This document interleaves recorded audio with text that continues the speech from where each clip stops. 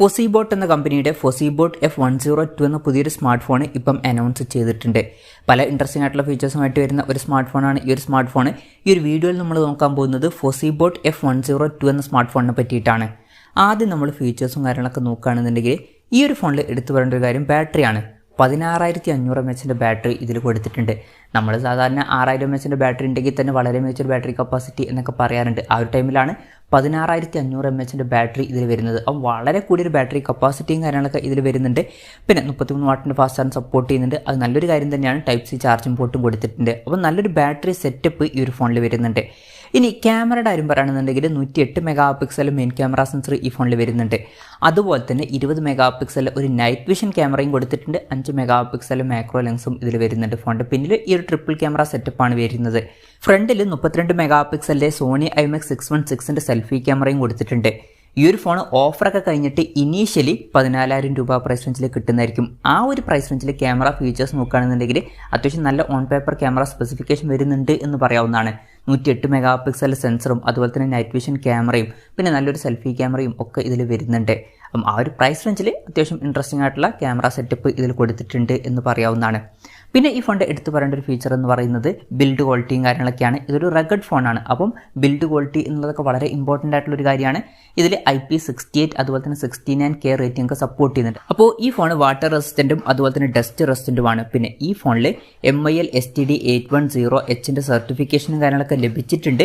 അപ്പം വളരെ മികച്ച ഡ്യൂറബിലിറ്റിയും കാര്യങ്ങളൊക്കെ ഇതിനുണ്ടാവുന്നതായിരിക്കും. അപ്പം ബിൽഡ് ക്വാളിറ്റി എന്നുള്ളത് എടുത്തു പറയേണ്ട ഒരു കാര്യം തന്നെയാണ്. പിന്നെ എടുത്തു പറയേണ്ട ഒരു കാര്യം ഫോണിൻ്റെ ബാക്കിൽ ഒരു 3 വാട്ടിൻ്റെ LED ലൈറ്റും കാര്യങ്ങളൊക്കെ വരുന്നുണ്ട്. 495 ലൂമൻ്റെ ലൈറ്റാണ് ഇത്. അപ്പോൾ വളരെ ബ്രൈറ്റ് ആയിട്ടുള്ള ഒരു ലൈറ്റും കാര്യങ്ങളൊക്കെ ഈ ഫോണിൽ കൊടുത്തിട്ടുണ്ട്. അതുപോലെ തന്നെ ഇതിൽ NFC എന്നുള്ള ഫീച്ചറൊക്കെ സപ്പോർട്ട് ചെയ്യുന്നുണ്ട്. പിന്നെ പറയേണ്ട മറ്റൊരു കാര്യം ഈ ഒരു ഫോണിൻ്റെ ബേസ് വേരിയൻറ്റിൽ തന്നെ 12 GB റാം കൊടുത്തിട്ടുണ്ട്. അതുമാത്രമല്ല വെർച്വൽ റാം എന്നുള്ള ഫീച്ചറും വരുന്നുണ്ട്. അതായത് എക്സ്ട്രാ റാം വേണ്ട സമയത്ത് ഇന്റേണൽ മെമ്മറിയിൽ നിന്ന് കുറച്ച് മെമ്മറി എടുത്തിട്ട് അത് റാമായിട്ട് യൂസ് ചെയ്യും.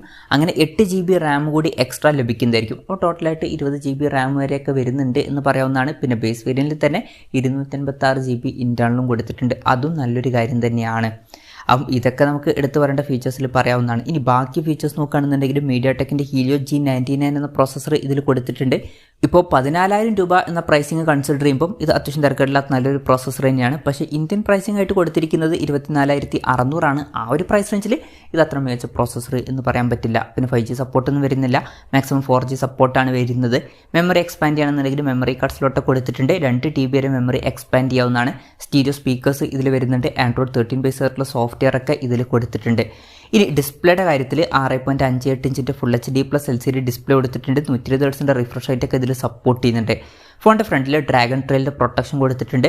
20:9 എന്നുള്ള ആസ്പെക്ട് റേഷ്യോയിലാണ് ഈ ഫോൺ വരുന്നത്. പിന്നെ ശ്രദ്ധിക്കേണ്ട ഒരു കാര്യം ഇതിൽ വാട്ടർ ഡ്രോപ്പ് നോച്ച് ഡിസൈനുള്ള നോച്ചാണ് കൊടുത്തിരിക്കുന്നത്. ലേറ്റസ്റ്റ് ആയിട്ടുള്ള പഞ്ചോൾ ഡിസൈൻ ഒന്നും വരുന്നില്ല. പിന്നെ സൈഡിലുള്ള ബെസൽസും കാര്യങ്ങളൊക്കെ അത്യാവശ്യം വലിയ ബെസൽസ് ആണ്. സാധാരണ റഗഡ് ഫോൺസിൽ അങ്ങനെ തന്നെയാണ്. അത്യാവശ്യം നല്ലൊരു ബെസൽസും കാര്യങ്ങളൊന്നും കാണാറില്ല. Side mounted finger print sensor ഇതിൽ കൊടുത്തിട്ടുണ്ട്. പിന്നെ പൊതുവേ റഗഡ് ഫോൺസ് എന്ന് പറയുമ്പോൾ തിക്നെസ്സും വെയിറ്റൊക്കെ നല്ലോണം കൂടാറുണ്ട്. ഈ ഒരു ഫോണിൻ്റെ തിക്നെസ് വരുന്നത് 25.6 mm ആണ്. പിന്നെ ബാറ്ററി കപ്പാസിറ്റി അത്യാവശ്യം നല്ലോണം കൂടുതലുണ്ട്. അപ്പോൾ തിക്നെസ് കൂടേണ്ടതാണ്. അതുപോലെ തന്നെ റഗഡ് ഫോൺ കൂടിയാണ്. അപ്പോൾ തിക്നെസ് എന്തായാലും കൂടുന്നതായിരിക്കും. അത്യാവശ്യം നല്ലൊരു വെയിറ്റ് ഉള്ള ഫോൺ കൂടിയാണ് ഈ ഒരു ഫോൺ. അപ്പം ഇതൊക്കെയാണ് ഫീച്ചേഴ്സിനെ പറ്റി പറയാനുള്ള കാര്യങ്ങൾ. പിന്നെ വിലയുടെ കാര്യം പറയുകയാണെന്നുണ്ടെങ്കിൽ ഇനീഷ്യലി ചില ഓഫേഴ്സ് ഉണ്ട്. ഗ്ലോബൽ മാർക്കറ്റിൽ ഇനീഷ്യലി ഓഫർ കഴിഞ്ഞിട്ട് $169.99 എന്ന പ്രൈസിങ്ങിൽ ഈ ഫോൺ ലഭിക്കുന്നതായിരിക്കും. അതായത് 14000 രൂപ പ്രൈസ് റേഞ്ചിൽ.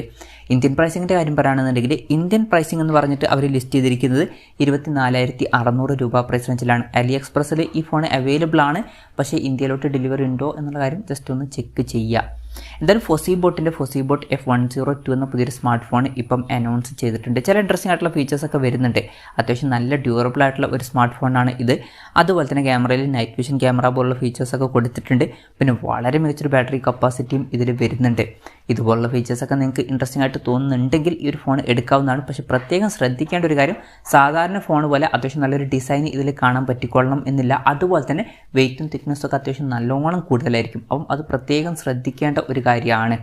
ഇനി ഞാൻ ഈ ഫോൺ റെക്കമെൻഡ് ചെയ്യുമോ എന്ന് വെച്ചാൽ അതിന് റെക്കമെൻഡ് ചെയ്യില്ല. ഒന്നാമത്തെ ഒരു കാര്യം എന്ന് പറയുന്നത് വെയിറ്റും തിക്നെസ്സും വളരെ കൂടുതലായിരിക്കും.